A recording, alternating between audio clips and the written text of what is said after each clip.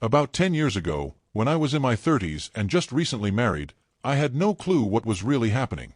My husband was always working super hard, even before we got married, so I expected things to be tough. But he was gone so much that I felt totally alone. At first, I tried to be understanding and just let him relax whenever he was home. But honestly, my frustration kept building up. I started getting short with him every time I saw him. He'd try to calm me down, but when he saw I was still upset, he'd just shut down and ignore me. I just wanted him to notice me, no matter how busy he was. We were married, after all. But I couldn't see him clearly anymore. I was just overwhelmed by my feelings. Every time we fought, he'd say things like, "I'm gonna settle down soon, and then we'll go to that island you love." But that never happened. I asked him, "Is work more important than me?" He said, "If that's how you feel, don't force yourself to wait for me. I'm tired too, and seeing you worn out makes me sad." No matter how harsh I got, he never really took it seriously, and I started feeling like our marriage was falling apart. Then, one day, I found a hotel receipt and membership card in his suit pocket. He was supposed to be on a business trip out of town, but he'd stayed at a hotel nearby instead. He'd even racked up points for multiple nights. My husband was a successful businessman and pretty popular with the ladies at work. It hit me that he probably found someone else. I kept thinking, why should I suffer if he's having fun with someone else? So, I started going out late and making weekend plans, trying to have fun.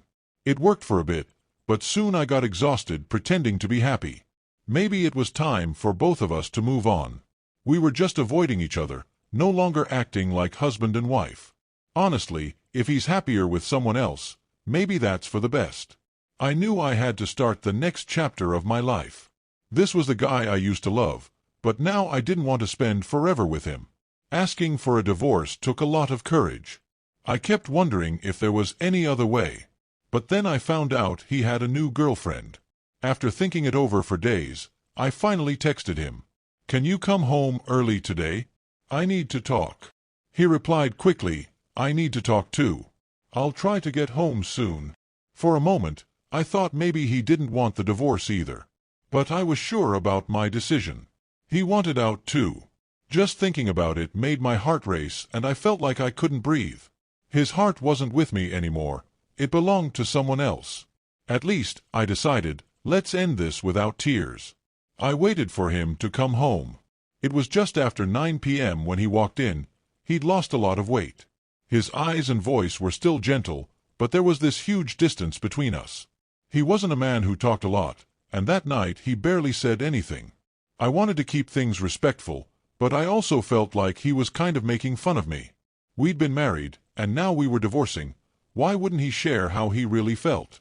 I got angrier and started arguing, but he just stayed quiet and listened. I wanted him to say something, so I told him I knew about his new girlfriend. He probably thought I had no clue about what was going on. If he knew I actually did, he'd probably get impatient and come up with excuse after excuse. When I said what I knew, my husband looked surprised for a moment, then gave a small smile. After a pause, he asked, "You knew?" I couldn't help but laugh at his joking tone, and he laughed too. For the first time in a long while, we laughed together. No matter the topic, just sharing that laugh made me really happy. It felt like old times. After that, we actually started talking again, which felt kind of weird but good. Maybe it was because he realized I knew about the affair. He looked more alive than before.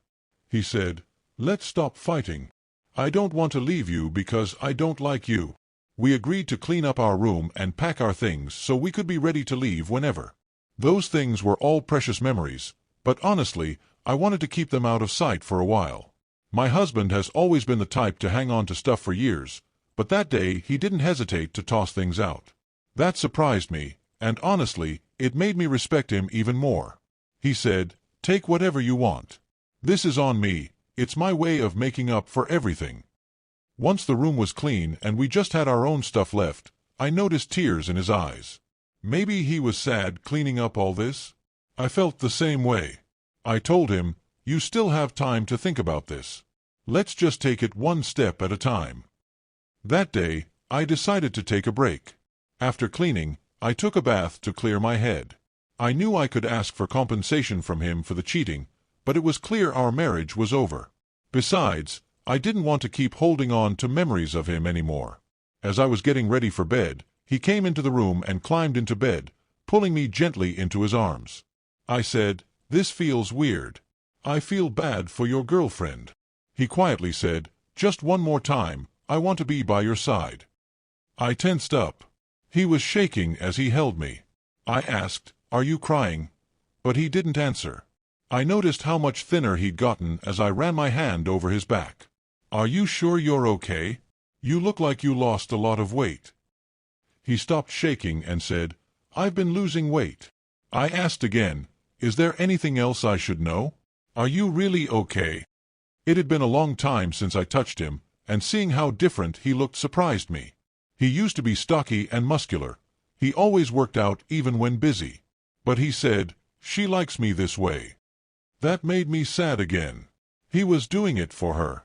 Why not just forget about me if he's happy with someone else?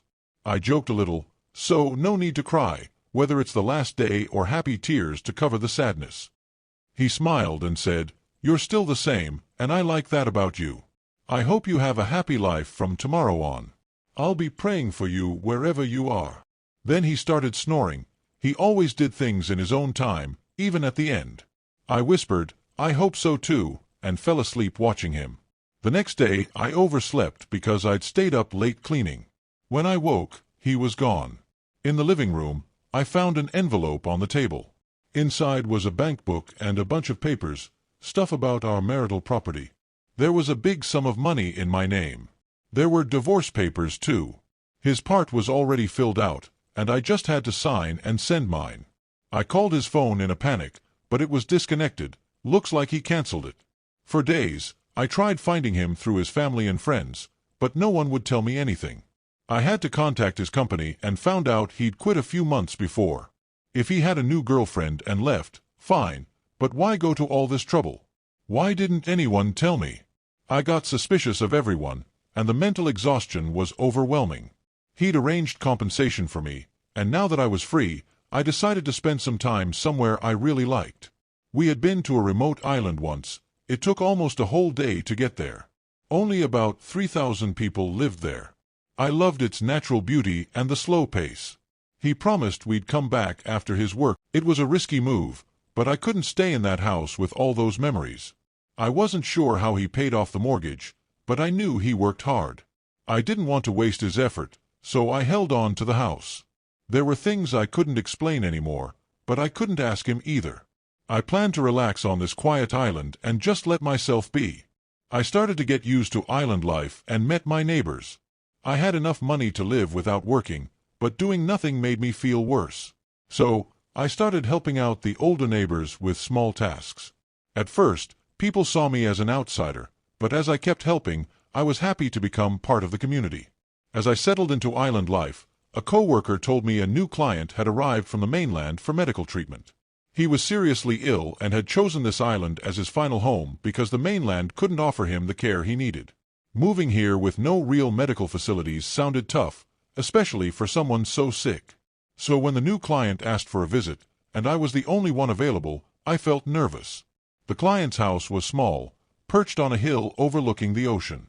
It had been empty for a long time but had been barely renovated enough to keep out the elements. I wondered if this was really the best place for someone to spend their last days. With some worry, I rang the doorbell.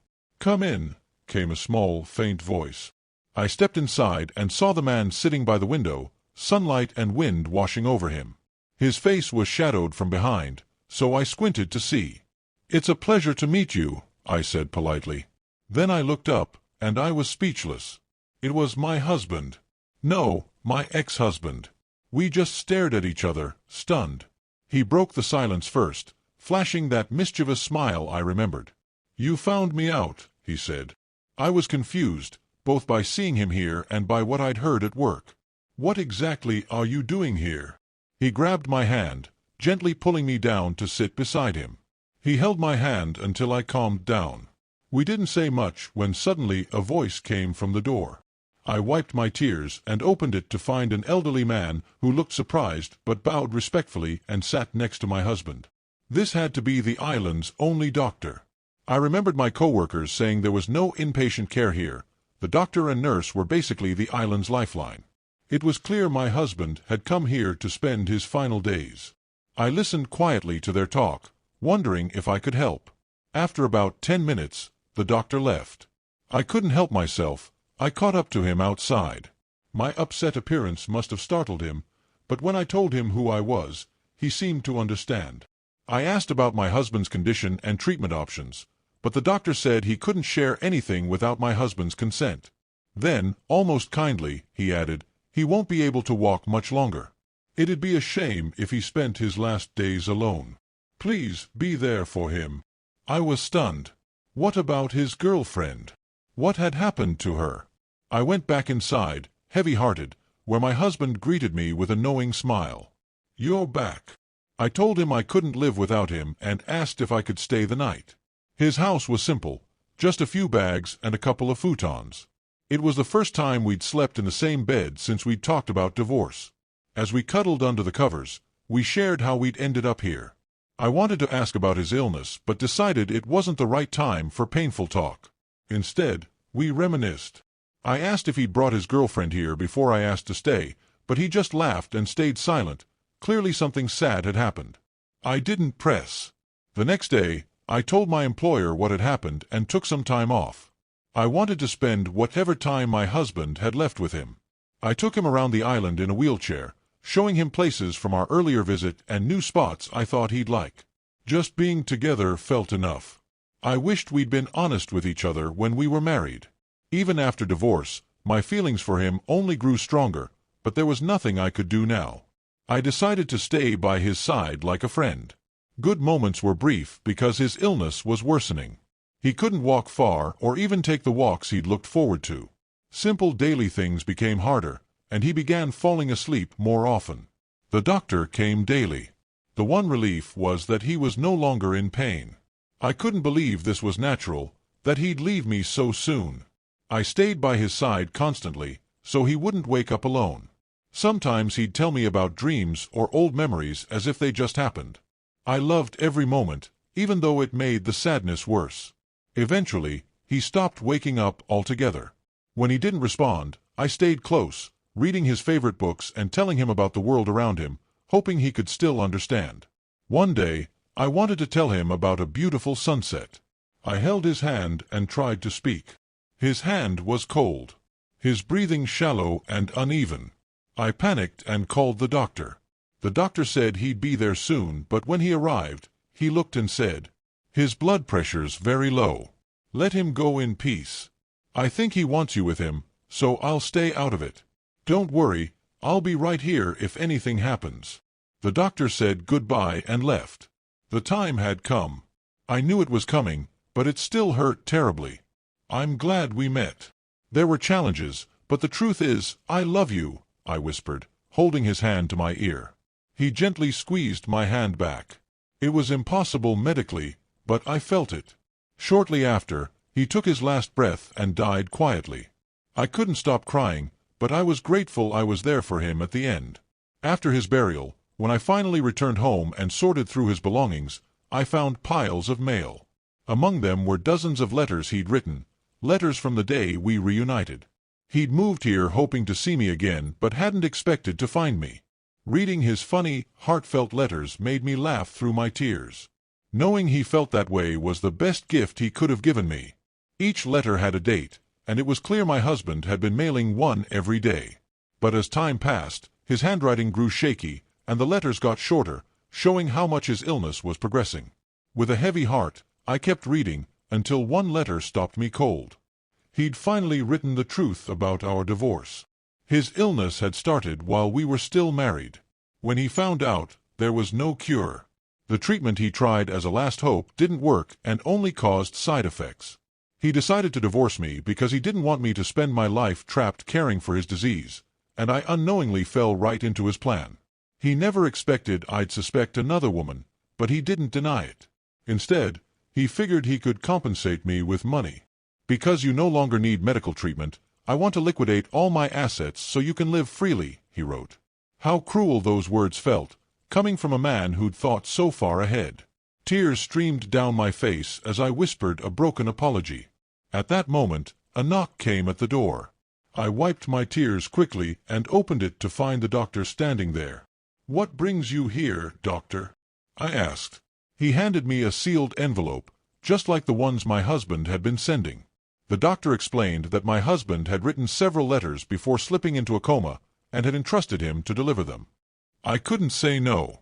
"This is the last one," the doctor said softly. "He asked me to give it to you when you returned." I thanked him, then closed the door and read the letter alone. Inside was a brief but clear note. "Thank you. I love you." We had come so far, but our hearts had stayed connected. "I love you too," I whispered. And in that moment, I swear I saw my husband's portrait smile just a little. Decades after he passed, I'm still here on the island. I'm officially an island resident now. I built a grave next to where his house stood, the place I vowed I'd never leave. My husband used to watch the ocean from that window every day, and I believe he still does. One day, I'll join him there. For now, I'm at peace, happy to be surrounded by the memories of the man I loved.